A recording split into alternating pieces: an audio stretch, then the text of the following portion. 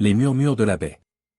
Le soleil couchant baigne le mont Saint-Michel d'une lueur orangée, ses rayons dansant sur les eaux de la baie qui s'étendent à perte de vue. Les derniers touristes quittent l'île fortifiée, leurs pas résonnant sur les pavés séculaires avant de s'évanouir dans le lointain. Un silence pesant s'installe, uniquement troublé par le bruissement des vagues et le cri occasionnel d'une mouette. Marie Durand, une jeune historienne aux yeux verts pétillants de curiosité, gravit les marches usées menant à l'abbaye. Ses doigts effleurent les murs de pierre, comme si elle cherchait à en absorber les secrets. L'air marin ébouriffe ses cheveux bruns, portant avec lui l'odeur salée de la mer et les échos lointains de siècles d'histoire. « Mademoiselle Durand ?» Une voix grave la fait sursauter, brisant sa rêverie. Elle se retourne pour voir un homme âgé, vêtu d'une robe de moine, son visage buriné par les ans et empreint de sagesse. « Je suis frère Antoine. On m'a dit que vous cherchiez des informations sur nos anciennes geôles. » Marie hoche la tête, son cœur battant d'excitation. « Oui, c'est exact. J'ai entendu des histoires, des rumeurs de passages secrets et de prisonniers oubliés. Je sais que cela peut sembler farfelu, mais... » Frère Antoine lève une main, l'interrompant doucement. « Les murs de cette abbaye gardent bien des secrets, mademoiselle. Certains sont mieux laissés dans l'ombre du passé. Êtes-vous sûr de vouloir les découvrir ?» Marie hésite un instant, pesant le poids de ses paroles. « Je suis historienne, frère Antoine. Mon devoir est de chercher la vérité, aussi inconfortable soit-elle. » Le moine la regarde intensément, comme s'il sondait son âme. « La vérité, mademoiselle Durand, est souvent plus complexe que nous ne l'imaginons. Elle peut être un fardeau autant qu'une libération. » Alors que Marie s'apprête à répondre, un cri lointain résonne dans l'air du soir, comme venu des profondeurs de l'île. Le son, à mi-chemin entre un gémissement humain et le hurlement du vent, glace le sang de la jeune femme. « Qu'est-ce que c'était ?» demande-t-elle, scrutant l'obscurité grandissante. Frère Antoine reste impassible, mais Marie perçoit une lueur d'inquiétude dans ses yeux. Le vent dans les vieilles pierres joue parfois des tours à l'oreille, mademoiselle. Venez, je vais vous montrer les archives de l'abbaye. Peut-être y trouverez-vous un début de réponse à vos questions. Ils s'engagent dans un couloir sombre, leurs pas résonnant sur la pierre froide. Marie ne peut s'empêcher de jeter un regard en arrière, vers la baie maintenant plongée dans l'obscurité. Elle a la sensation étrange d'être observée, comme si les ombres elles-mêmes gardaient les secrets qu'elle cherche à percer. Dans les archives, l'odeur de vieux papier et de cuir emplit l'air. Frère Antoine allume une lampe, projetant une lumière vacillante sur des étagères chargées de livres et de documents anciens. « Voici, dit-il en sortant un épais volume relié de cuir craquelé. Les registres des prisonniers du XVIIIe siècle. C'est un bon point de départ pour vos recherches. » Marie prend le livre avec révérence, ses doigts tremblant légèrement d'excitation. Elle l'ouvre délicatement, révélant des pages jaunies couvertes d'une écriture fine et élégante. « Merci, frère Antoine. C'est inestimable. » Le moine hoche la tête. « Utilisez ces informations avec sagesse, mademoiselle Durand. Et n'oubliez pas, certaines portes, une fois ouvertes, ne peuvent être refermées. » Sur ces paroles énigmatiques, il la laisse seule dans la pénombre des archives. Marie s'installe à une table en bois usé, plongeant dans sa lecture. Les heures passent, marquées uniquement par le bruissement des pages tournées et le tic-tac distant d'une vieille horloge. Soudain, un nom attire son attention, Étienne Rousseau, emprisonné en 1758 pour hérésie et pratiques occultes. Les notes marginales mentionnent des « expériences interdites » et des « connaissances dangereuses ». Marie sent un frisson lui parcourir l'échine. Pourquoi ce prisonnier en particulier semble-t-il avoir été effacé des registres d'ultérieurs? Alors qu'elle s'apprête à tourner la page, un courant d'air glacé traverse la pièce, éteignant la lampe. Plongée dans l'obscurité, Marie entend à nouveau ce cri lointain, plus proche cette fois, comme si quelque chose s'était réveillé dans les profondeurs du mont Saint-Michel. Le cœur battant, elle rallume la lampe d'une main tremblante. Les ombres dansent sur les murs, et pour un instant, Marie a l'impression de voir une silhouette se mouvoir dans un coin de la pièce. Mais lorsqu'elle regarde plus attentivement, il n'y a rien. Elle referme le livre, consciente qu'elle vient de franchir un seuil invisible.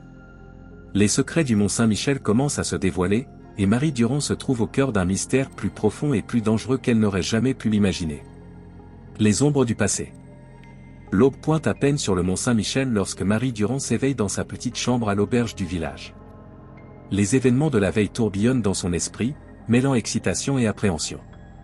Elle se lève, s'approche de la fenêtre et observe l'île s'éveiller lentement, ses contours majestueux se dessinant dans la brume matinale. La jeune historienne s'installe à son bureau en bois usé, étalant ses notes et documents. La lumière vacillante d'une lampe projette des ombres dansantes sur les murs, rappelant à Marie les mystères qui l'attendent. Elle ne peut s'empêcher de repenser aux cris qu'elle a entendus la veille. Était-ce simplement le vent jouant dans les pierres anciennes, comme l'avait suggéré frère Antoine? Ou quelque chose de plus sinistre? Marie secoue la tête, chassant ses pensées pour se concentrer sur ses recherches. Ses doigts parcourent les pages de ses notes, s'arrêtant sur le nom d'Étienne Rousseau. Que cachait réellement cet homme, emprisonné il y a plus de 2 siècles pour hérésie et pratiques occultes? Un coup à la porte la fait sursauter, interrompant le fil de ses réflexions. « Entrez, dit-elle, se demandant qui pouvait la solliciter si tôt. C'est Pierre Lefebvre qui entre, un guide local qu'elle a rencontré la veille. Grand et athlétique, avec des yeux bleus perçants et des cheveux blonds ébouriffés, Pierre dégage une aura de confiance et de mystère qui intrigue Marie. « Bonjour, mademoiselle Durand, dit-il avec un sourire chaleureux. J'espère que je ne vous dérange pas trop tôt. » Marie lui rend son sourire, surprise mais ravie de cette visite matinale. « Pas du tout, monsieur Lefebvre. Que me vaut le plaisir ?» Pierre hésite un instant, puis sort de sa sacoche un vieux livre relié de cuir. « J'ai trouvé quelque chose qui pourrait vous intéresser, dit-il en le lui tendant. Marie prend le livre avec précaution, ses yeux s'écarquillant à la vue des croquis détaillés de tunnels sous l'abbaye. Les pages jaunies sont couvertes de notes manuscrites, de symboles étranges et de cartes complexes. « C'est incroyable, murmure-t-elle, feuilletant délicatement les pages. Où avez-vous trouvé ça ?» Pierre s'assied sur le bord du lit, son visage s'assombrissant légèrement. « C'était à ma grand-mère. Elle racontait des histoires. Des histoires de prisonniers qui n'ont jamais quitté l'île, même après leur libération supposée. » Marie lève les yeux du livre, intriguée. « Que voulez-vous dire ?» Pierre prend une profonde inspiration. « Ma grand-mère parlait d'une société secrète, les gardiens du mont. Selon elle, ils protégeaient des secrets anciens, des connaissances qui ne devaient jamais être révélées au monde extérieur. » Marie sent un frisson lui parcourir l'échine. Ces paroles font écho aux avertissements de frère Antoine. « Et vous pensez que ces tunnels, dit-elle en désignant le livre, pourraient être liés à ces gardiens ?» Pierre hoche la tête. « C'est possible. Ma grand-mère disait que les vrais secrets du Mont Saint-Michel se trouvaient sous la surface, dans des passages oubliés depuis des siècles. » Soudain, la lumière vacille et s'éteint, plongeant la pièce dans l'obscurité. Marie sent son cœur s'accélérer, les ombres semblant prendre vie autour d'eux. « Ce n'est qu'une coupure de courant, dit Pierre d'une voix qui se veut rassurante, mais Marie perçoit une pointe d'inquiétude dans son ton. Elle se lève pour rallumer la lampe, mais s'arrête net. Par la fenêtre, elle aperçoit une silhouette encapuchonnée qui les observe depuis la rue en contrebas. Lorsqu'elle cligne des yeux, la figure a disparu. « Vous avez vu ça ?» demande-t-elle à Pierre, la voix tremblante. Il secoue la tête, l'air perplexe. « Vu quoi ?» Marie hésite, se demandant si son imagination lui joue des tours. « Rien, j'ai dû rêver. » La lumière revient, chassant les ombres. Marie et Pierre échangent un regard, conscients que quelque chose vient de changer. Les secrets du Mont Saint-Michel commencent à se dévoiler, et ils sont au cœur de ce mystère. « Nous devrions examiner ces tunnels, dit Marie, une lueur de détermination dans les yeux. Si votre grand-mère disait vrai, nous pourrions être sur le point de faire une découverte majeure. » Pierre acquiesce, mais son expression reste grave. « Soyons prudents. Si ces gardiens existent vraiment, ils ne laisseront pas leurs secrets être révélés facilement. » Il passe les heures suivantes à étudier le livre, traçant des plans et élaborant des théories. L'excitation de la découverte se mêle à une appréhension grandissante. Chaque page tournée semble les rapprocher d'une vérité cachée, mais aussi d'un danger inconnu. Alors que le soleil atteint son zénith, baignant la chambre d'une lumière dorée, Marie et Pierre décident de passer à l'action. Ils rassemblent leur équipement, lampes torchées, cordes, et le précieux livre qui pourrait être la clé de tout. « Nous commencerons par les cryptes de l'abbaye, dit Marie en vérifiant une dernière fois son sac. D'après ses plans, il devrait y avoir une entrée cachée quelque part dans les murs. » Pierre acquiesce, son visage reflétant un mélange d'excitation et d'appréhension. « Ma grand-mère disait toujours que le Mont Saint-Michel était comme un iceberg. Ce que l'on voit n'est qu'une petite partie de ce qui se cache en dessous. » Alors qu'il s'apprête à quitter l'auberge, Marie jette un dernier regard à la chambre. Elle a le sentiment étrange de se tenir au bord d'un précipice, sur le point de plonger dans des profondeurs inconnues. Êtes-vous sûr de vouloir faire ça, demande Pierre, percevant son hésitation. Marie prend une profonde inspiration, puis hoche fermement la tête. Oui. Quoi que nous découvrions là-dessous, l'histoire mérite d'être connue. Ils sortent dans les rues étroites du Mont-Saint-Michel, se fondant dans le flot des touristes. Mais alors qu'ils approchent de l'abbaye, Marie ne peut s'empêcher de sentir des yeux invisibles qui les suivent, comme si les pierres elles-mêmes gardaient les secrets qu'ils cherchent à percer. Le ciel s'assombrit soudainement, des nuages menaçants s'amoncelant au-dessus de l'île.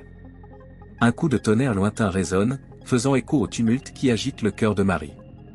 Elle échange un regard avec Pierre, lisant dans ses yeux la même détermination mêlée d'appréhension. Alors qu'ils franchissent les portes de l'abbaye, Marie a la sensation vertigineuse de franchir un point de non-retour. Quoi qu'il arrive maintenant, il n'y a plus de retour en arrière possible. Les secrets du Mont-Saint-Michel les attendent dans les profondeurs, et ils sont prêts à les affronter, quel qu'en soit le prix. La crypte des murmures.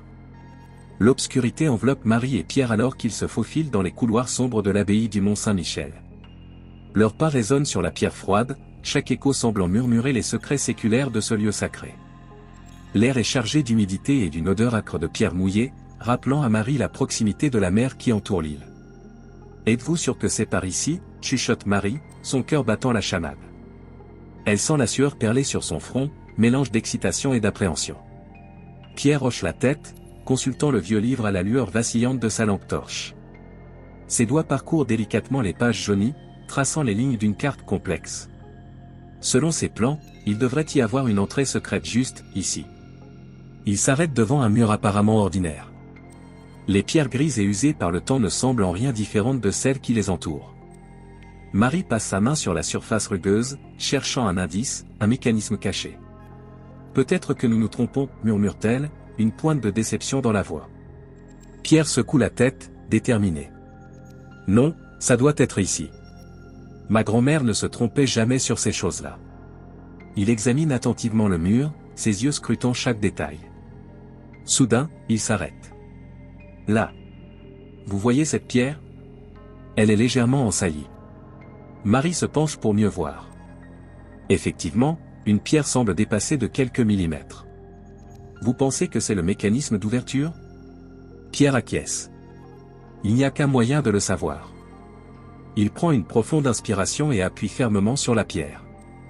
Pendant un instant, rien ne se passe. Puis, dans un grincement sinistre qui fait frissonner Marie, une section entière du mur commence à pivoter, révélant un passage sombre. « Mon Dieu » souffle Marie, ses yeux s'écarquillant devant la découverte. C'est incroyable. Ils échangent un regard, mélange d'excitation et d'appréhension. Pierre fait un geste galant. « Après vous, mademoiselle l'historienne. » Marie hésite un instant, puis s'engage dans le passage. L'air y est plus froid, chargé de l'odeur de terre humide et de pierre ancienne. Leur lampe torchée perce l'obscurité, révélant un escalier en colimaçon qui s'enfonce dans les profondeurs. Ils descendent prudemment, chaque marche grinçant sous leurs pas. Le silence est pesant, uniquement troublé par leur respiration et le bruit distant de l'eau qui s'infiltre à travers la roche. « Vous entendez ça » demande soudain Pierre, s'arrêtant net. Marie tend l'oreille. Au début, elle ne perçoit rien. Puis, progressivement, un son ténu se fait entendre. Un murmure, à peine audible, qui semble venir de partout et de nulle part à la fois. « On dirait, des voix » dit-elle, sa voix tremblante trahissant son inquiétude. Pierre acquiesce, le visage pâle à la lueur des lampes. Mais d'où viennent-elles ? Ils continuent leur descente, le murmure se faisant de plus en plus distinct. Marie sent son cœur s'accélérer. Ces voix ne ressemblent à rien de ce qu'elle a déjà entendu. Elles semblent anciennes, comme si elles provenaient d'une autre époque. Soudain, l'escalier débouche dans une vaste crypte. La lumière de leur lampe révèle un espace immense, rempli de tombes anciennes et de statues inquiétantes. Des arches gothiques s'élèvent vers un plafond perdu dans l'obscurité, donnant l'impression que la pièce s'étend à l'infini. « C'est incroyable » murmure Marie, sa voix mêlant crainte et émerveillement. Ils avancent lentement dans la crypte, leurs pas résonnant sur le sol de pierre. Les statues semblent les suivre du regard, leurs visages de pierre figés dans des expressions énigmatiques. « Regardez » dit Pierre, pointant sa lampe vers un mur. Des inscriptions anciennes couvrent la pierre, un mélange de latin et de symboles étranges que Marie ne reconnaît pas. Elle s'approche, fascinée. Ses doigts effleurent les gravures, sentant le poids des siècles sous ses doigts. C'est une sorte de « mise en garde », dit-elle en déchiffrant le texte. Que ceux qui cherchent la vérité soient prêts à en payer le prix. Un frisson parcourt l'échine de Marie. Ces mots font écho aux avertissements de frère Antoine. Que cache réellement cette crypte?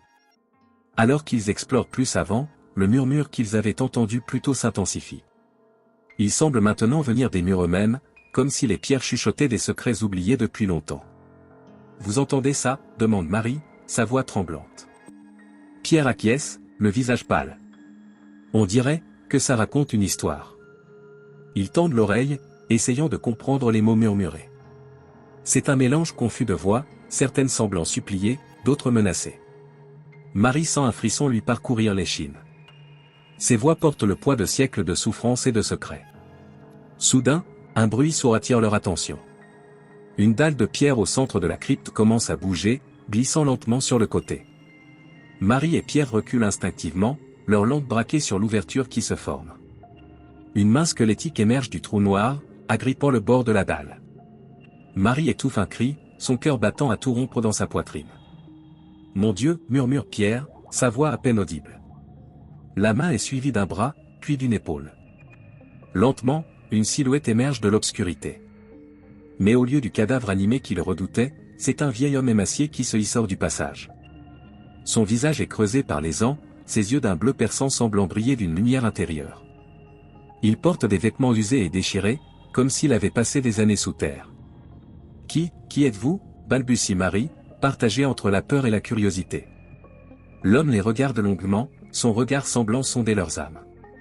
Quand il parle enfin, sa voix est rauque, comme s'il n'avait pas parlé depuis des années. « Je suis Étienne Rousseau, le dernier des gardiens. » Marie et Pierre échangent un regard stupéfait.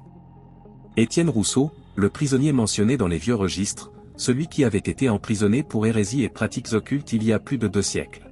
« C'est impossible » murmure Marie. « Vous ne pouvez pas être. » Étienne lève une main, l'interrompant. Le temps n'a pas le même sens ici, dans les profondeurs du mont. Nous, les gardiens, protégeons les secrets de cet endroit depuis des générations. Des secrets qui ne doivent jamais être révélés. Pierre fronce les sourcils. Les gardiens ? Ma grand-mère parlait de vous, mais je pensais que ce n'était qu'une légende. Étienne hoche lentement la tête. Nous sommes bien réels, jeune homme. Et notre tâche est plus importante que vous ne pouvez l'imaginer. Marie s'avance, intriguée malgré sa peur. Quel secret? Pourquoi les cacher? Le vieil homme la regarde gravement. Certaines vérités sont trop dangereuses, mademoiselle Durand. Elles pourraient changer le cours de l'histoire, ébranler les fondements même de notre monde. Marie sent un frisson lui parcourir l'échine. Comment cet homme connaît-il son nom? Que sait-il réellement? Soudain, des bruits de pas résonnent dans l'escalier. Frère Antoine apparaît, essoufflé, son visage trahissant une panique que Marie ne lui avait jamais vue. « Étienne » s'exclame-t-il. « Que fais-tu? Tu ne peux pas. » Mais avant qu'il ne puisse finir sa phrase, le sol tremble violemment. Des fissures apparaissent dans les murs de la crypte, et l'eau commence à s'infiltrer, d'abord en minces filets, puis en torrent. « Qu'est-ce qui se passe » crie Marie par-dessus le grondement de la terre. Étienne regarde autour de lui, son visage empreint d'une tristesse infinie. « Les secrets se réveillent » murmure-t-il. « Et avec eux, les forces que nous avons si longtemps contenues. » Alors que l'eau envahit rapidement la crypte, Marie réalise avec effroi qu'ils ont peut-être déclenché quelque chose de bien plus grand et dangereux qu'ils ne pouvaient l'imaginer. Les murmures des murs s'intensifient, se transformant en un chœur assourdissant de voix spectrales. Dans la pénombre de la crypte inondée, entourée par les secrets millénaires du mont Saint-Michel, Marie, Pierre, frère Antoine et l'énigmatique Étienne Rousseau se retrouvent face à un choix crucial. Fuir et abandonner ces mystères à leur sort, ou plonger plus profondément dans les secrets du mont, au risque de tout perdre. L'eau monte inexorablement, et avec elle, la certitude que rien ne sera plus jamais comme avant. Les gardiens du secret. L'eau glacée envahit rapidement la crypte, montant jusqu'aux chevilles du groupe. Les statues, jadis immobiles, semblent prendre vie dans la lumière vacillante des lampes torchées, leurs ombres dansant sur les murs humides. Marie sent son cœur battre à tout rompre, partagé entre la peur et une fascination irrépressible pour les mystères qui se dévoilent. « Vite !» crie frère Antoine, sa voix trahissant une urgence inhabituelle. « Nous devons sortir d'ici avant que la marée ne nous piège. » Il se précipite vers l'escalier, mais Étienne Rousseau reste en arrière, son visage ridé empreint d'une détermination solennelle. « Je ne peux pas partir, dit-il, sa voix empreinte de tristesse et de résignation. Mon devoir est ici. J'ai juré de protéger les secrets du monde, quoi qu'il arrive. » Marie hésite, tiraillée entre son instinct de survie et son désir insatiable de comprendre. Elle se tourne vers le vieil homme, ses yeux brillants d'une curiosité mêlée d'inquiétude. « Venez avec nous. Nous pouvons trouver une autre solution, il doit y avoir un moyen de préserver ces secrets sans risquer votre vie. » Mais Étienne secoue la tête, un sourire triste aux lèvres. « Vous ne comprenez pas encore l'ampleur de ce qui est en jeu, mademoiselle Durand. Ces secrets, ils ne sont pas seulement dangereux, ils pourraient bouleverser l'ordre du monde tel que nous le connaissons. » Pierre, qui jusqu'alors observait la scène avec un mélange de fascination et d'appréhension, s'avance. « Ma grand-mère parlait des gardiens, mais je n'ai jamais vraiment cru. Que gardez-vous exactement ?» Étienne les regarde tour à tour, ses yeux bleus semblant briller d'une sagesse millénaire. Le Mont Saint-Michel n'est pas seulement un lieu saint, c'est un nexus, un point de convergence entre notre monde et d'autres réalités. Les secrets que nous protégeons concernent des connaissances et des pouvoirs qui dépassent l'entendement humain. Frère Antoine, qui jusque-là pressait le groupe de partir, s'arrête net. Son visage trahit un conflit intérieur, comme s'il hésitait entre son devoir de protéger Marie et Pierre, et une loyauté plus ancienne et plus profonde. « Antoine, dit doucement Étienne, tu sais ce qui doit être fait. » Le moine hoche lentement la tête, puis se tourne vers Marie et Pierre. « Je suis désolé de vous avoir caché la vérité. J'espérais que vous ne découvririez jamais tout cela. » Marie, malgré l'eau qui monte inexorablement, ne peut s'empêcher de poser la question qui lui brûle les lèvres. « Frère Antoine, vous êtes aussi un gardien ?» Le moine acquiesce lentement. « Oui, depuis plus longtemps que vous ne pouvez l'imaginer. Nous sommes les protecteurs de secrets qui remontent à la nuit des temps. » L'eau atteint maintenant leurs genoux, le froid s'infiltrant dans leurs os. Pierre, sentant l'urgence de la situation, intervient. « Tout cela est fascinant, mais nous devons partir maintenant, ou nous allons nous noyer. » Étienne lève soudainement la main, murmurant des mots dans une langue que Marie ne reconnaît pas. À leur grande surprise, l'eau cesse de monter, comme retenue par une force invisible. « J'ai gagné un peu de temps, dit-il, mais cela ne durera pas. Vous devez comprendre l'importance de ce lieu avant de partir. » Marie, fascinée malgré le danger, s'approche d'Étienne. « Quelles sont ces autres réalités dont vous parlez? Comment est-ce possible ?» Le vieil homme sourit tristement. Le Mont Saint-Michel est bâti sur un ancien lieu de pouvoir. Les druides le savaient, bien avant que les chrétiens ne construisent cette abbaye. Ici, le voile entre les mondes est mince. Des entités que vos contemporains qualifieraient d'extraterrestres ou de démons y ont laissé leur empreinte. Frère Antoine continue, au fil des siècles, nous avons appris à canaliser ces énergies, à communiquer avec ces autres. Mais ce savoir est dangereux. Imaginez ce qui se passerait si ces connaissances tombaient entre de mauvaises mains. Pierre, bien que visiblement secoué par ces révélations, ne peut s'empêcher de demander, « Ma grand-mère, elle savait tout cela. » Étienne hoche la tête. Oui, elle était l'une des nôtres. Une gardienne exceptionnelle. C'est elle qui a créé le livre que vous avez trouvé, dans l'espoir qu'un jour, quelqu'un de digne pourrait prendre la relève. Marie, son esprit d'historienne en ébullition, tente de rassembler toutes ces informations. Mais pourquoi nous révéler tout cela maintenant? Pourquoi ne pas simplement garder le secret? Étienne échange un regard avec frère Antoine avant de répondre. Parce que le temps des gardiens touche à sa fin. Les forces que nous contenons deviennent trop puissantes. Nous avons besoin de sang neuf, d'esprits brillants comme les vôtres pour trouver de nouvelles solutions. Soudain, un grondement sourd fait trembler les murs de la crypte. Des fissures apparaissent dans la barrière invisible qui retient l'eau. Nous n'avons plus beaucoup de temps, dit urgemment frère Antoine. Vous devez faire un choix maintenant. Partir et oublier tout ce que vous avez vu ici, ou accepter le fardeau des gardiens. Marie et Pierre échangent un regard. Dans les yeux de l'autre, ils voient le reflet de leur propre dilemme, la sécurité de l'ignorance ou le danger de la connaissance. Si nous acceptons, demande Marie, que devrons-nous faire? Étienne sourit, un mélange de fierté et de tristesse dans ses yeux. Apprendre. Explorer. Protéger. Les secrets du Mont Saint-Michel sont vastes et anciens. Vous passerez votre vie à les étudier, à les comprendre, et à les garder loin des yeux du monde. Pierre hésite. Et si nous refusons? Frère Antoine répond d'une voix grave, alors nous effacerons vos souvenirs de cette nuit.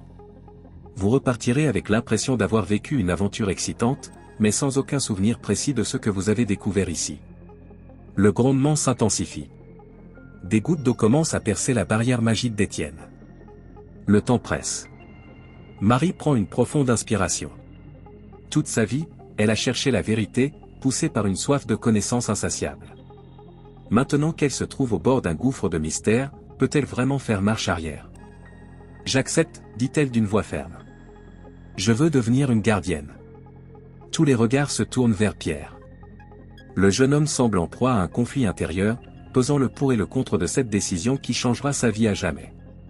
Finalement, il hoche la tête. Ma grand-mère a consacré sa vie à cela. Je ne peux pas tourner le dos à son héritage. J'accepte aussi. Un sourire de soulagement illumine le visage d'Étienne. Alors il est temps de vous initier au premier secret des gardiens. Il lève les mains, murmurant à nouveau dans cette langue étrange. L'eau qui les entoure commence à tourbillonner, formant un cercle autour d'eux. Des symboles lumineux apparaissent sur les murs de la crypte, pulsant d'une énergie ancienne et puissante. Fermez les yeux, ordonne Étienne. Et ouvrez vos esprits. Marie et Pierre obéissent, sentant une énergie étrange les envahir. Des images défilent dans leurs esprits, des civilisations oubliées, des êtres d'autres mondes, des connaissances si vastes qu'elles en sont presque douloureuses. Quand ils rouvrent les yeux, le monde semble différent. Les murs de la crypte puissent d'une énergie qu'ils peuvent maintenant percevoir. L'eau qui les entoure semble vivante, porteuse de secrets millénaires. Bienvenue, dit Étienne, dans le véritable monde des gardiens du Mont Saint-Michel. Frère Antoine s'approche, posant une main sur l'épaule de chacun d'eux. Votre formation commence maintenant. Vous allez apprendre à voir au-delà du voile, à communiquer avec les entités qui habitent les interstices entre les mondes, et à protéger l'humanité des vérités qu'elle n'est pas prête à affronter. Marie et Pierre échangent un regard, réalisant pleinement l'ampleur de leur engagement. Leur vie ne sera plus jamais la même, mais ils sont prêts à affronter ces nouveaux défis ensemble. Étienne lève les mains, et l'eau qui les entourait se dissipe comme par magie. Venez, dit-il, il y a tant à vous montrer. Alors qu'ils suivent les deux anciens gardiens hors de la crypte, Marie jette un dernier regard en arrière. La salle semble vibrer d'une énergie nouvelle, comme si elle reconnaissait en eux ses nouveaux protecteurs. Le Mont Saint-Michel, ce joyau architectural que des millions de touristes admirent chaque année, cache des secrets bien plus profonds que quiconque pourrait l'imaginer. Et désormais, Marie et Pierre font partie intégrante de ces mystères, prêts à plonger dans un monde de connaissances anciennes et de responsabilités immenses. Leur aventure ne fait que commencer, et les secrets du Mont Saint-Michel n'ont pas fini de se dévoiler. La marée montante. L'aube se lève sur le Mont Saint-Michel, baignant l'île fortifiée d'une lumière dorée qui contraste avec l'atmosphère tendue qui règne dans les profondeurs de l'abbaye. Marie et Pierre, encore étourdis par leur initiation au secret des gardiens, suivent Étienne et frère Antoine à travers un dédale de couloirs secrets, dissimulés derrière les murs que les touristes admirent sans se douter de leur existence. L'eau glacée qui avait envahi la crypte s'est retirée, laissant derrière elle une odeur de sel et d'algues. Mais le danger n'est pas passé. Marie peut sentir une tension dans l'air, comme si l'île elle-même retenait son souffle. La marée monte, murmure Étienne, son visage ridé marqué par l'inquiétude. Et pas seulement celle de l'océan. Marie fronce les sourcils, intriguée. Que voulez-vous dire? Frère Antoine prend la parole, sa voix grave résonnant dans le couloir étroit. Les marées du Mont Saint-Michel ne sont pas seulement physiques, mais aussi mystiques. Quand elles sont au plus haut, la barrière entre notre monde et les autres devient plus mince. Pierre, qui jusque-là était resté silencieux, assimilant les révélations de la nuit, intervient. Et c'est dangereux. Étienne hoche lentement la tête. Plus que vous ne pouvez l'imaginer. Des entités que votre esprit peut à peine concevoir cherchent à franchir cette barrière. Notre rôle est de les en empêcher. Ils arrivent dans une salle circulaire, cachée au cœur même de l'abbaye.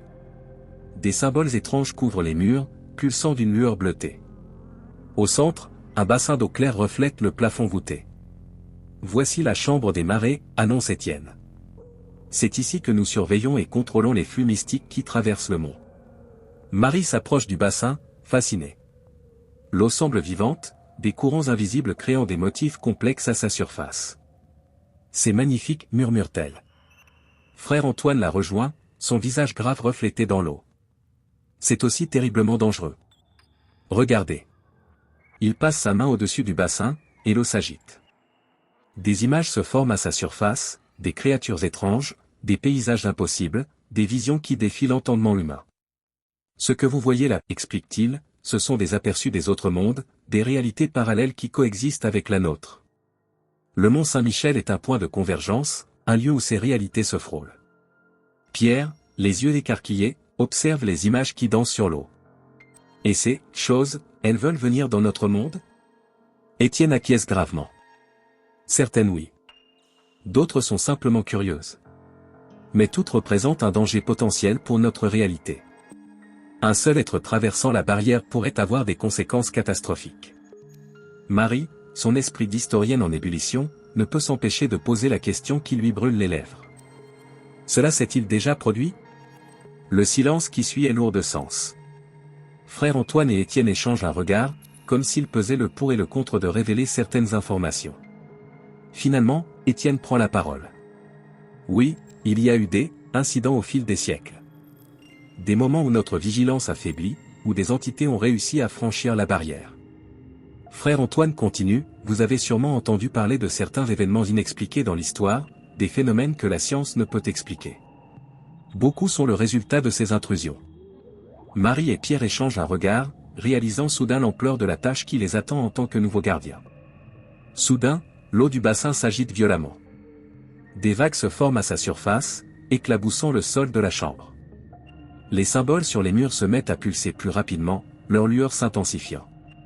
Que se passe-t-il? Demande Pierre, alarmé. Étienne, le visage tendu, s'approche du bassin. La marée monte. Plus vite et plus haut que prévu. Quelque chose essaie de forcer le passage. Frère Antoine se précipite vers une armoire dissimulée dans le mur. Il en sort des objets étranges, des cristaux, des parchemins couverts de symboles, des fioles remplies de liquides aux couleurs improbables. Nous devons renforcer les barrières, dit-il urgemment. Marie, Pierre, votre première leçon commence maintenant. Nous aurons besoin de toute l'énergie disponible pour contenir ce qui arrive.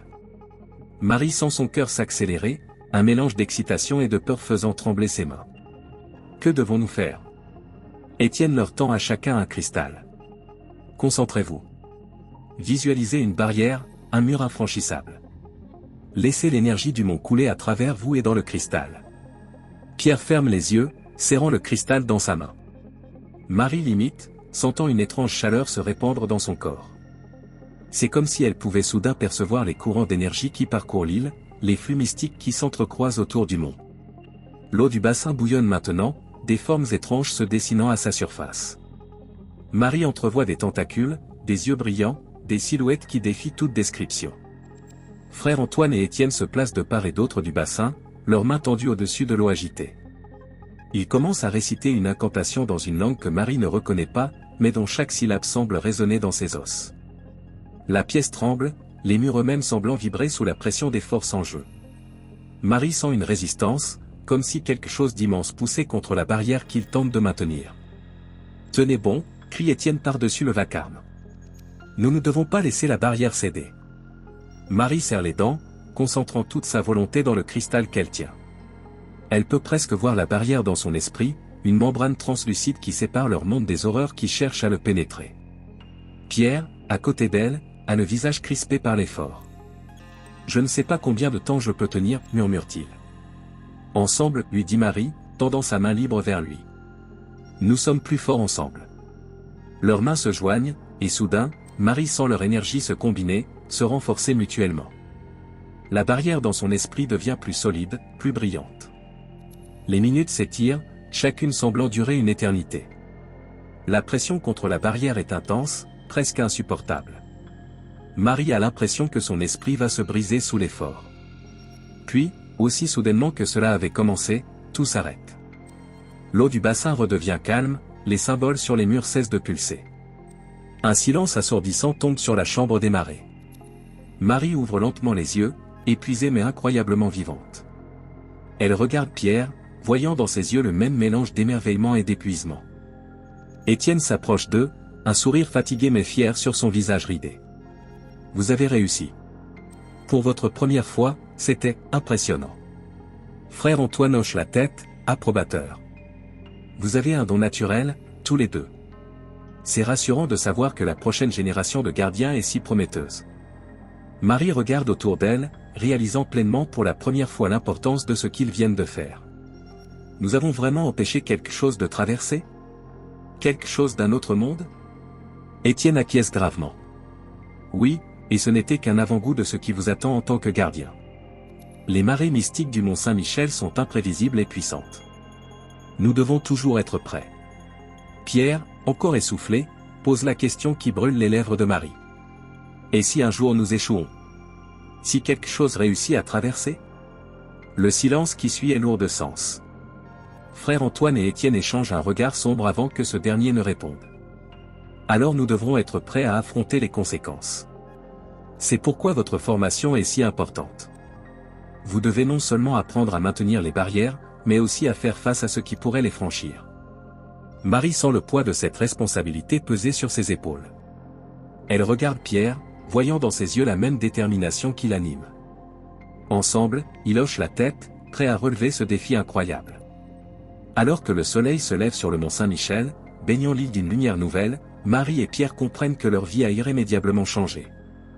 Les secrets qu'ils ont découverts, les pouvoirs qu'ils commencent à maîtriser, tout cela les lie désormais à ce lieu millénaire d'une manière qu'ils n'auraient jamais pu imaginer. L'aventure ne fait que commencer, et les marées, tant physiques que mystiques, continueront de monter et de descendre, apportant avec elles de nouveaux défis et de nouveaux mystères à percer. L'île assiégée. Le soleil se couche sur le mont Saint-Michel, peignant le ciel de teintes orangées et violettes. Marie et Pierre, épuisés par leur première expérience en tant que gardiens, émergent de l'abbaye pour prendre l'air frais du soir. L'île semble paisible, les derniers touristes quittant les ruelles pavées, ignorant tout des forces mystiques qui s'agitent sous la surface. Soudain, le calme est brisé par le vrombissement distant d'hélicoptères. Marie fronce les sourcils, intriguée. C'est étrange, non? Les vols touristiques ne sont pas autorisés à cette heure-ci. Pierre acquiesce, scrutant le ciel. Et il semble se rapprocher. En quelques minutes, la situation devient claire et alarmante. Plusieurs hélicoptères noirs, sans aucun marquage, tournent autour de l'île, projetant des faisceaux lumineux aveuglants sur les bâtiments et les rues. Que se passe-t-il? Demande Marie, son cœur s'accélérant alors que des hommes en uniforme noir commencent à descendre des hélicoptères à l'aide de cordes. Frère Antoine apparaît soudainement à leur côté, son visage habituellement serein marqué par l'inquiétude. Ils sont là pour les secrets. Quelqu'un a dû les prévenir. Pierre regarde autour de lui, paniqué. Nous devons nous cacher. Il se faufile dans les ruelles sombres, évitant les patrouilles qui commencent à quadriller l'île. Marie sent le poids du vieux livre dans son sac, comprenant soudain l'ampleur de ce qu'ils ont découvert et les convoitises que cela peut susciter. Par ici, chuchote frère Antoine, les guidant vers une petite chapelle cachée dans un recoin de l'île. À l'intérieur, il trouve un groupe de moines et de villageois, l'air terrifiés. Étienne est là aussi, son visage grave éclairé par la lueur vacillante des bougies. Il fouille chaque bâtiment, dit l'un des villageois, la voix tremblante. Ils disent chercher des documents anciens et des artefacts. Marie et Pierre échangent un regard inquiet. Ils savent que ce que ces hommes cherchent va bien au-delà de simples documents. Étienne s'approche d'eux, parlant à voix basse. Nous devons protéger les secrets à tout prix. Si ces hommes mettent la main sur les connaissances des gardiens, les conséquences pourraient être catastrophiques. Soudain, la porte de la chapelle s'ouvre violemment. Un homme en costume entre, flanqué de gardes armés. Son visage est dur, ses yeux froids scrutant chaque personne présente. « Bonsoir », dit-il avec un sourire qui n'atteint pas ses yeux. « Je suis l'agent du bois. Et je crois que vous avez quelque chose qui nous appartient. » Marie sent son cœur s'accélérer. Comment ont-ils su? Qui les a trahis? Dubois s'avance, son regard s'arrêtant sur Marie. Mademoiselle Durand, n'est-ce pas? Nous savons que vous avez découvert des informations sensibles. Pour la sécurité nationale, nous devons les récupérer. Marie regarde autour d'elle, cherchant du soutien. Les visages effrayés des villageois, la détermination dans les yeux de frère Antoine, la confusion de Pierre. Elle pense à tout ce qu'elle a appris, à l'importance des secrets qu'il protège. Ces secrets, dit-elle lentement, choisissant soigneusement ses mots, ils pourraient vraiment changer l'histoire? Dubois hoche la tête, son expression s'adoucissant légèrement. Plus que vous ne pouvez l'imaginer. C'est pourquoi ils doivent rester sous contrôle. Nous avons les moyens de les protéger, de les étudier en toute sécurité. Marie sent le doute s'insinuer en elle. Et si Dubois avait raison? Si ses connaissances étaient trop dangereuses pour rester entre les mains d'une poignée de gardiens? Mais alors, elle se souvient de la chambre des marais, de la puissance qu'elle a ressentie, de la responsabilité qui pèse désormais sur ses épaules. Ces secrets ne sont pas de simples informations à étudier, mais des forces vivantes qui nécessitent une protection constante. Dans un geste rapide, elle sort le livre de son sac. Dubois tend la main, un sourire triomphant sur les lèvres. Mais au lieu de le lui remettre, Marie le jette dans le feu qui brûle dans l'âtre de la chapelle. Non, crie Dubois, se précipitant vers les flammes. Mais c'est trop tard. Les pages anciennes s'embrasent, emportant avec elles des siècles de secrets écrits. Vous ne comprenez pas ce que vous avez fait, gronde Dubois, furieux. Marie le regarde droit dans les yeux, puisant du courage dans la certitude de son choix. Au contraire. Je crois que je comprends parfaitement. Soudain, un grondement sourd fait trembler l'île tout entière. Les bougies vacillent, des morceaux de plâtre tombent du plafond. Étienne s'avance, son visage grave mais empreint d'une détermination farouche. Agent Dubois, vous et vos hommes devez partir immédiatement. Ce que vous avez déclenché en venant ici, vous n'êtes pas équipé pour y faire face. Dubois hésite, son assurance ébranlée par le tremblement qui s'intensifie. De quoi parlez-vous? Qu'est-ce qui se passe? Marie sent une énergie familière monter en elle, similaire à ce qu'elle a ressenti dans la chambre des marais. Les barrières, murmure-t-elle à Pierre. Elles s'affaiblissent. Pierre hoche la tête, sentant lui aussi le changement. Ensemble, ils ferment les yeux, se concentrant pour renforcer mentalement les protections mystiques de l'île. Frère Antoine s'adresse à Dubois, sa voix calme mais autoritaire. Vous avez perturbé l'équilibre de cet endroit. Si vous ne partez pas maintenant, les conséquences seront bien pires que tout ce que vous pouvez imaginer. Comme pour souligner ces paroles, un éclair déchire le ciel, illuminant la chapelle d'une lueur surnaturelle. Dans cette brève clarté, des ombres impossibles semblent danser sur les murs, des formes qui défient toute logique. Dubois recule, son visage pâle. Pour la première fois, la peur se lit dans ses yeux. Très bien, dit-il finalement. Nous partons. Mais ce n'est pas fini. Alors que Dubois et ses hommes quittent précipitamment la chapelle, Marie, Pierre, Étienne et frère Antoine se rassemblent au centre de la pièce. Ils forment un cercle, joignant leurs mains. Concentrez-vous, dit Étienne. Nous devons restaurer les barrières avant qu'il ne soit trop tard. Marie ferme les yeux, sentant l'énergie circuler entre eux. Elle visualise les protections entourant l'île, les renforçant de sa volonté. À côté d'elle, elle sent Pierre faire de même, leurs énergies s'harmonisant parfaitement. Le grondement s'intensifie, puis, progressivement, commence à s'atténuer. Les tremblements cessent, le calme revient peu à peu. Lorsqu'ils ouvrent les yeux, l'aube pointe à l'horizon. Les hélicoptères ont disparu, laissant derrière eux une communauté ébranlée mais unie. Marie se tient sur les remparts, observant la mer qui se retire lentement. Pierre la rejoint, l'air fatigué mais soulagé. Vous avez fait le bon choix, dit-il doucement. Marie hoche la tête, pensive. Peut-être. Mais je ne peux m'empêcher de me demander, combien de temps pourrons-nous garder ces secrets? Combien de temps avant que d'autres ne viennent les chercher? Frère Antoine s'approche, un léger sourire aux lèvres. C'est le fardeau des gardiens, mademoiselle Durand. Mais vous n'êtes pas seul. Ensemble, nous protégerons les mystères du Mont Saint-Michel, quoi qu'il arrive. Alors qu'ils contemplent l'horizon, Marie réalise que leur aventure ne fait que commencer. Les secrets du Mont Saint-Michel sont plus profonds et plus dangereux qu'elle n'aurait jamais pu l'imaginer. Mais avec Pierre à ses côtés et la sagesse des anciens gardiens pour les guider, elle se sent prête à affronter tous les défis à venir. Le soleil se lève sur une nouvelle journée, illuminant l'abbaye millénaire. Pour le monde extérieur, le Mont Saint-Michel reste un joyau architectural et historique. Mais pour Marie, Pierre et les autres gardiens, c'est bien plus que cela. C'est un bastion contre des forces que le monde n'est pas prêt à affronter, un lieu où la réalité elle-même est fluide et où les frontières entre les mondes sont ténues. Leur mission est claire, protéger ses secrets, maintenir l'équilibre, et veiller à ce que les mystères du Mont Saint-Michel restent à jamais cachés aux yeux du monde. Marie prend une profonde inspiration, sentant le poids de cette responsabilité sur ses épaules.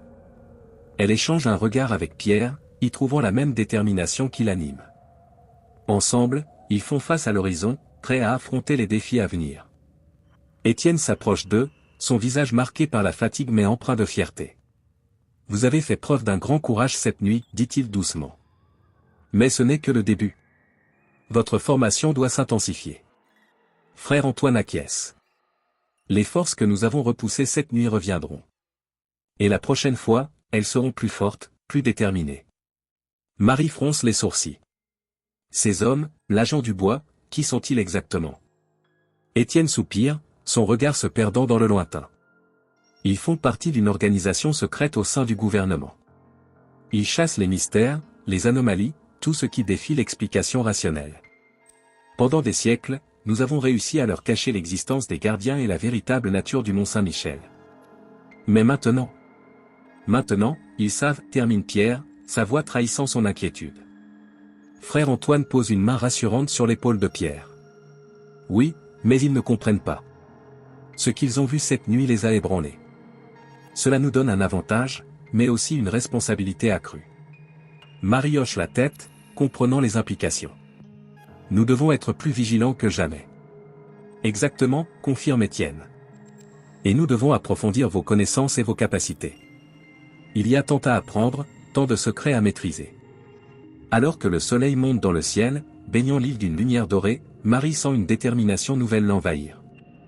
Elle regarde Pierre, voyant la même résolution dans ses yeux. « Par où commençons-nous » demande-t-elle, prête à plonger dans cet univers de mystère et de magie. Étienne sourit, un éclair de malice dans ses yeux fatigués. « Par le commencement, bien sûr. Venez, il est temps de vous montrer la véritable bibliothèque des gardiens. » Ils suivent Étienne et frère Antoine à travers un dédale de couloirs secrets, descendant toujours plus profondément dans les entrailles du mont. L'air devient plus frais, chargé d'une énergie palpable qui fait frissonner Marie. Finalement, ils arrivent devant une porte massive, couverte de symboles complexes qui semblent se mouvoir sous leurs yeux. Étienne pose sa main au centre de la porte, murmurant des mots dans une langue que Marie ne reconnaît pas. Avec un grondement sourd, la porte s'ouvre, révélant une salle immense qui s'étend à perte de vue. « Bienvenue, dit frère Antoine, dans le cœur de notre savoir. » Marie et Pierre restent bouche bée devant le spectacle qui s'offre à eux. Des étagères s'élèvent jusqu'à un plafond invisible, chargé de livres, de parchemins et d'artefacts étranges. Des globes lumineux flottent dans l'air, projetant une lumière douce sur les allées sinueuses. Et au centre de la pièce, un immense bassin similaire à celui de la chambre des marées, mais bien plus grand et plus complexe. « C'est incroyable, murmure Pierre, ses yeux tentant d'absorber chaque détail. Marie s'avance, attirée par un livre dont la couverture semble faite d'un métal liquide. Tout ça, ce sont les secrets que nous devons protéger. Étienne hoche la tête gravement. Ceci n'est qu'une fraction de ce que les gardiens ont accumulé au fil des siècles. Des connaissances sur les autres mondes, sur les forces qui régissent l'univers, sur des civilisations oubliées et des pouvoirs au-delà de l'imagination. Frère Antoine s'approche du bassin central. Et ceci est notre plus grand trésor et notre plus grande responsabilité. Le nexus des réalités. C'est ici que convergent toutes les lignes de force qui traversent le Mont Saint-Michel. Marie et Pierre s'approchent avec révérence. À la surface de l'eau, des images se forment et se dissolvent, des paysages aliens, des créatures impossibles, des visions du passé et du futur. Votre tâche, continue Étienne, sera d'apprendre à naviguer dans ces connaissances, à comprendre les forces en jeu, et à maintenir l'équilibre entre les mondes. Ce ne sera pas facile. Il y aura des moments de doute, de peur, peut-être même de désespoir. Mais vous n'êtes pas seul. Marie sent une vague d'émotions la submerger, excitation, appréhension, mais surtout, une profonde gratitude. Elle regarde Pierre, voyant dans ses yeux le reflet de ses propres sentiments. « Nous sommes prêts, dit-elle, sa voix empreinte de détermination. Pierre acquiesce. Quoi qu'il arrive, nous affronterons ces défis ensemble. Étienne et frère Antoine échangent un regard satisfait. Alors commençons, dit Étienne. Car le temps presse, et les marées n'attendent pas. Alors que Marie et Pierre s'apprêtent à plonger dans leur nouvelle vie de gardiens, l'air autour d'eux semble vibrer d'anticipation. Dans les profondeurs du Mont Saint-Michel, entourés de secrets millénaires et de forces au-delà de l'entendement, une nouvelle page de l'histoire s'écrit. Les mystères du monde ne font que commencer à se dévoiler, et avec eux, une aventure qui transcende les frontières de la réalité elle-même. Le choix de Marie. L'aube se lève sur le Mont Saint-Michel, baignant l'île fortifiée d'une lumière dorée qui contraste avec l'atmosphère tendue qui règne dans la bibliothèque secrète des gardiens. Marie, Pierre, Étienne et frère Antoine sont rassemblés autour du nexus des réalités, leurs visages graves reflétant l'importance du moment. Plusieurs semaines se sont écoulées depuis l'attaque de l'agent Dubois et ses hommes. Marie et Pierre ont plongé tête la première dans leur formation de gardiens, absorbant des connaissances anciennes et développant des capacités qu'ils n'auraient jamais cru possibles. Mais aujourd'hui, ils font face à leur plus grand défi. Les barrières s'affaiblissent, annonce Étienne, sa voix trahissant son inquiétude. Les incursions de l'autre côté deviennent plus fréquentes, plus intenses. Frère Antoine hoche gravement la tête. Et ce n'est pas tout. Nos sources nous informent que l'agent Dubois et son organisation préparent une nouvelle offensive. Ils sont déterminés à percer nos secrets, quoi qu'il en coûte.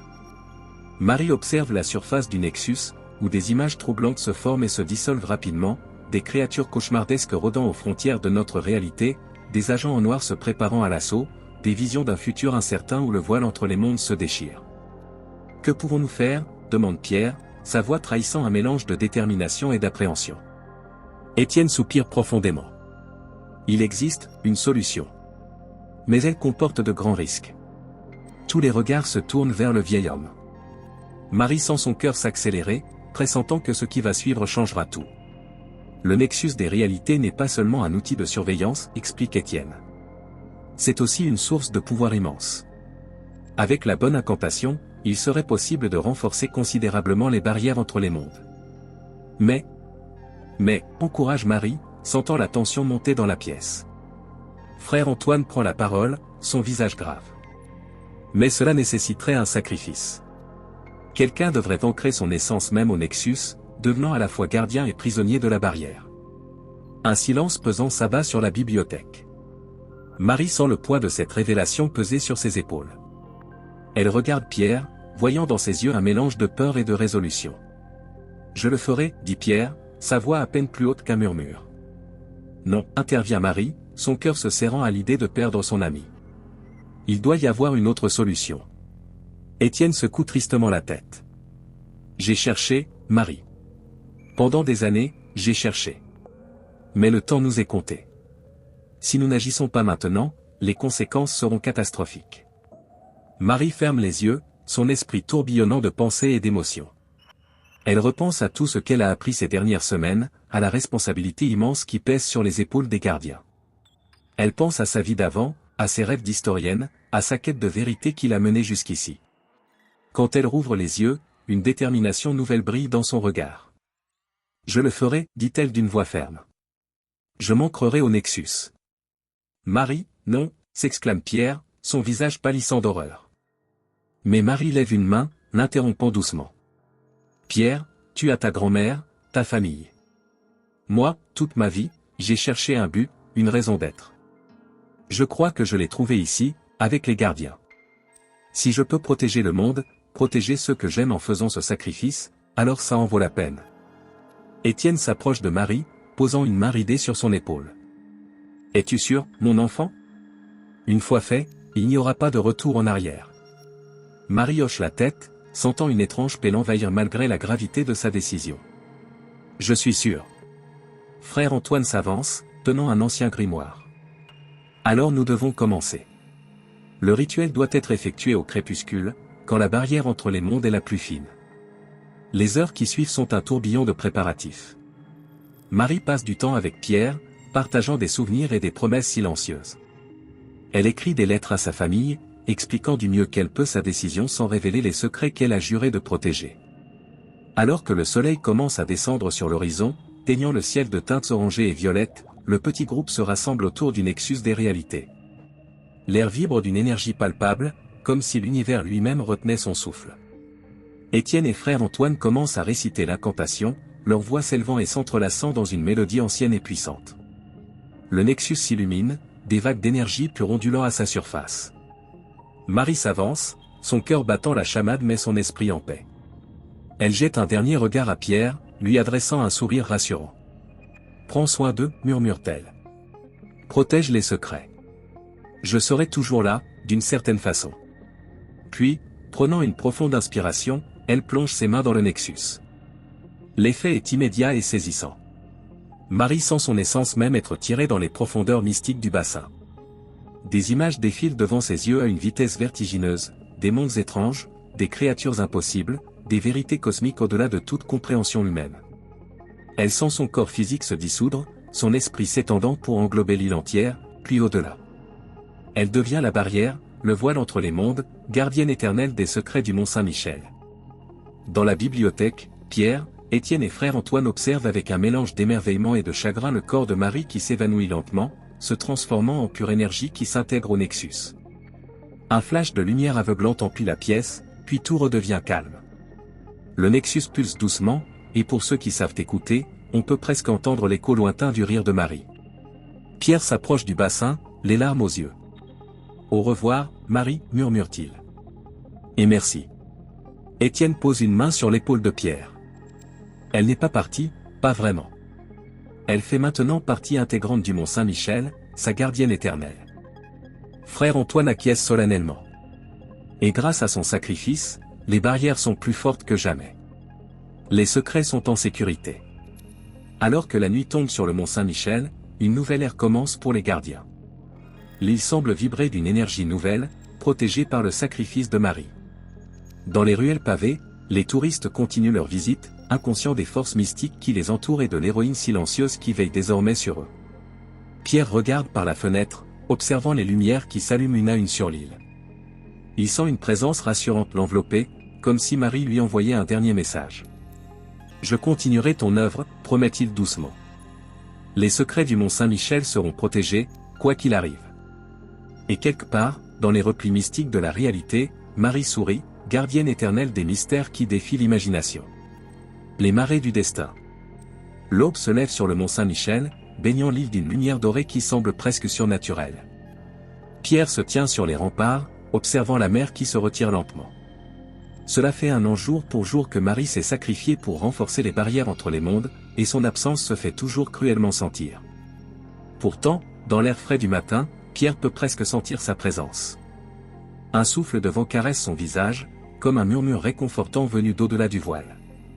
Étienne le rejoint, son pas n'en mais assuré malgré son âge avancé. « Elle nous manque à tous », dit-il doucement, devinant les pensées de Pierre. Pierre hoche la tête, un sourire triste aux lèvres. « Parfois, je me demande si nous avons fait le bon choix. Si nous n'aurions pas pu trouver une autre solution. » Étienne pose une main ridée sur l'épaule de Pierre. « Le doute est naturel, mon garçon. Mais n'oublie pas ce que le sacrifice de Marie a permis. Les barrières n'ont jamais été aussi fortes. Les incursions ont presque cessé. » Comme pour confirmer ces paroles, un groupe de touristes passe en contrebas, riant et prenant des photos, totalement inconscients des forces mystiques qui les entourent. Pierre les observe, sentant le poids de la responsabilité qui pèse sur ses épaules. Protéger ces gens, protéger le monde entier des vérités qu'il n'est pas prêt à affronter, c'est désormais sa mission. Soudain, une vibration étrange parcourt l'air. Pierre se raidit, tous ses sens en alerte. Il échange un regard inquiet avec Étienne. « Tu le sens aussi ?» demande le vieil homme, son visage soudain grave. Pierre acquiesce. C'est comme une perturbation dans les barrières.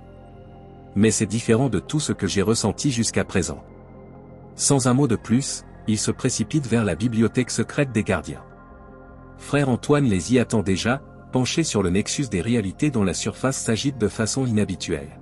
« Que se passe-t-il » demande Pierre, le cœur battant. Frère Antoine secoue la tête, perplexe. « Je n'ai jamais rien vu de tel. C'est comme si quelque chose essayait de communiquer à travers le nexus. » Ils observent, fascinés et inquiets, alors que des formes étranges se dessinent à la surface du bassin. Des symboles complexes, des équations impossibles, des images d'autres mondes qui défient l'entendement. Soudain, une voix familière résonne dans la pièce, semblant venir de partout et de nulle part à la fois. Pierre. Étienne. Antoine. Pierre sent son cœur faire un bond dans sa poitrine. Marie, murmure-t-il, incrédule. La voix de Marie, bien que distordue et lointaine, emplit l'espace. Écoutez-moi attentivement. Le temps presse. Les barrières, elles ne sont pas ce que nous pensions. Étienne s'approche du nexus, les yeux écarquillés. Que veux-tu dire, mon enfant? Les mondes, ils ne sont pas censés être séparés. Pas complètement. L'équilibre est dans l'échange, pas dans l'isolation totale. Pierre secoue la tête, confus. Mais les incursions, les dangers. Certaines forces sont dangereuses, oui, répond la voix de Marie. Mais d'autres pourraient nous aider. Nous apprendre. Nous faire évoluer. En renforçant trop les barrières, nous risquons de couper le Mont Saint-Michel, et peut-être même notre monde entier, de force vitale. Frère Antoine intervient, sa voix trahissant son inquiétude. Que devons-nous faire alors? Il faut ajuster les barrières. Les rendre plus flexibles, plus perméables à certaines énergies bénéfiques. J'ai passé ce qui me semble être une éternité à étudier les courants mystiques, à comprendre les subtilités de l'équilibre cosmique. Je peux vous guider, mais j'ai besoin de votre aide. Pierre sent un mélange d'excitation et d'appréhension monter en lui. Comment pouvons-nous t'aider? Le rituel, il doit être inversé, puis modifié. Pierre, tu devras prendre ma place dans le Nexus, temporairement. Étienne, Antoine, vous devrez réciter l'incantation que je vais vous transmettre. Un silence pesant s'abat sur la pièce alors que chacun mesure l'ampleur de ce qui leur est demandé. Pierre regarde ses compagnons, puis le Nexus où l'essence de Marie est emprisonnée depuis 1 an. Je le ferai, dit-il finalement, sa voix empreinte de détermination. Pour Marie, pour le Mont Saint-Michel, pour l'équilibre des mondes. Étienne et frère Antoine échangent un regard, puis acquiescent solennellement. Nous sommes prêts, déclare Étienne. Les heures qui suivent sont un tourbillon de préparatifs frénétiques. Marie transmet des instructions complexes, des symboles anciens et des incantations oubliées depuis des millénaires. Pierre se prépare mentalement et physiquement pour l'épreuve qui l'attend, conscient des risques mais déterminé à les affronter. Alors que le soleil se couche, teintant le ciel de rouge et d'or, ils sont prêts. Pierre se tient devant le Nexus, son cœur battant la chamade mais son esprit résolu. Étienne et frère Antoine prennent position de part et d'autre du bassin, les anciens grimoires ouverts devant eux. N'oublie pas, Pierre, résonne la voix de Marie une dernière fois. Quoi qu'il arrive, concentre-toi sur l'équilibre. Pas de séparation totale, pas de fusion complète. L'harmonie est dans l'entre-deux. Pierre hoche la tête, prend une profonde inspiration, puis plonge ses mains dans le Nexus. L'effet est immédiat et saisissant. Il sent son esprit s'étirer, s'expandre au-delà des limites de son corps. Des visions d'autres mondes, d'autres réalités déferlent dans sa conscience. Étienne et frère Antoine commencent à réciter l'incantation, leur voix s'élevant et s'entrelaçant dans une mélodie cosmique. Le Nexus s'illumine d'une lumière aveuglante, des vagues d'énergie pure ondulant à sa surface. Pierre lutte pour maintenir sa concentration au milieu du chaos sensoriel qui l'assaille. Il sent les barrières, non plus comme des murs infranchissables, mais comme un tissu complexe de forces entrelacées. Guidé par l'essence de Marie, il commence à les ajuster, les rendant plus souples, plus perméables à certaines énergies tout en renforçant les protections contre d'autres. Le processus semble durer une éternité et un instant à la fois. Pierre sent son corps physique s'effacer, son esprit fusionnant temporairement avec l'essence même du Mont Saint-Michel. Il perçoit les courants mystiques qui traversent l'île, les échos d'autres mondes qui résonnent dans ces pierres anciennes. Soudain, dans un flash de lumière aveuglante, tout s'arrête. Pierre se sent projeté en arrière, son esprit réintégrant brutalement son corps. Il tombe à genoux, haletant, ses sens submergés par l'expérience qu'il vient de vivre. Lorsqu'il lève les yeux, il voit une silhouette familière émerger lentement du Nexus. Marie, son corps à nouveau physique mais auréolé d'une lueur éthérée, se tient devant eux. Marie, s'exclame Pierre, les larmes aux yeux. Elle lui sourit, son visage rayonnant d'une sagesse nouvelle. C'est fait, dit-elle doucement. Les barrières sont ajustées. L'équilibre est restauré. Étienne s'approche, son visage marqué par l'émotion. Tu es revenu? Marie hoche la tête. Pas complètement. Une partie de moi restera toujours liée au Nexus, gardienne de l'équilibre. Mais je peux à nouveau marcher parmi vous, du moins pour un temps. Frère Antoine, les yeux brillants de larmes contenues, demande, et maintenant? Qu'est-ce que cela signifie pour nous, pour le Mont Saint-Michel? Marie regarde par la fenêtre, observant l'île qui s'éveille sous la lumière de l'aube. Cela signifie un nouveau chapitre pour les gardiens. Nous ne sommes plus simplement les protecteurs de secrets, mais les gardiens de l'équilibre cosmique. Notre tâche sera de guider, d'apprendre, de faciliter les échanges bénéfiques entre les mondes tout en protégeant contre les forces véritablement néfastes. Pierre se relève lentement, encore étourdi par son expérience. Ce ne sera pas facile, dit-il. Marie lui sourit, posant une main sur son épaule. Non, ça ne le sera pas. Mais nous le ferons ensemble.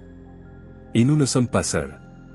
j'ai perçu d'autres lieux comme le mont Saint-Michel à travers le monde, d'autres gardiens de l'équilibre. Il est temps de les contacter, de partager nos connaissances. Alors que le soleil se lève pleinement sur le mont Saint-Michel, baignant l'île d'une lumière nouvelle, Pierre, Marie, Étienne et frère Antoine se tiennent côte à côte, unis dans leur mission renouvelée. Les secrets du monde ne sont plus simplement des mystères à protéger, mais des vérités à comprendre et à partager avec sagesse. Dans les rues en contrebas, les premiers touristes de la journée commencent à arriver, ignorant tous des événements extraordinaires qui viennent de se produire. Mais pour ceux qui savent écouter, qui savent vraiment voir, le mont Saint-Michel semble vibrer d'une énergie nouvelle, promesse d'un avenir où les frontières entre les mondes ne sont plus des barrières, mais des ponts vers une compréhension plus profonde de l'univers et de notre place en son sein. L'aventure ne fait que commencer, et les marées du destin continuent de monter et de descendre, apportant avec elles de nouveaux défis et de nouvelles merveilles à découvrir. Épilogue, l'héritage des gardiens.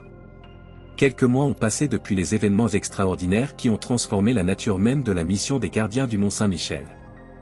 L'île, toujours majestueuse et mystérieuse aux yeux du monde, pulse désormais d'une énergie nouvelle, imperceptible pour la plupart, mais profondément ressentie par ceux qui connaissent ses secrets. Marie, Pierre, Étienne et frère Antoine se tiennent sur les remparts, observant le va-et-vient des marées qui symbolisent si bien leur nouvelle compréhension de l'équilibre cosmique.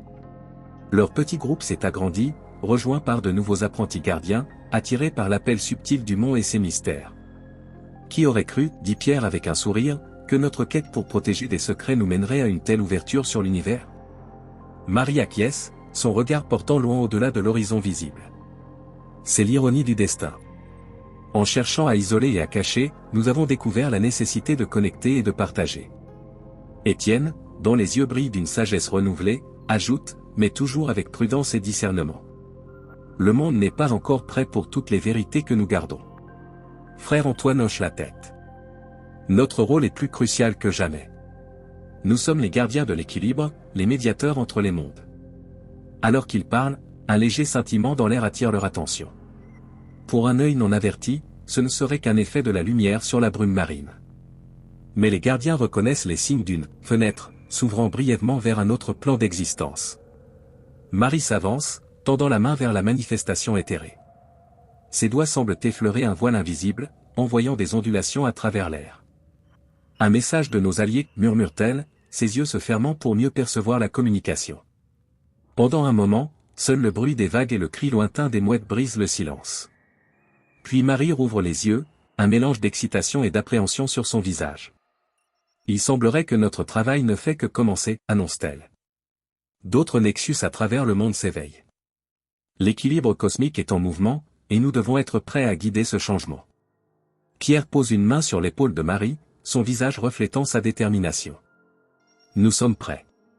Ensemble, nous pouvons faire face à n'importe quel défi.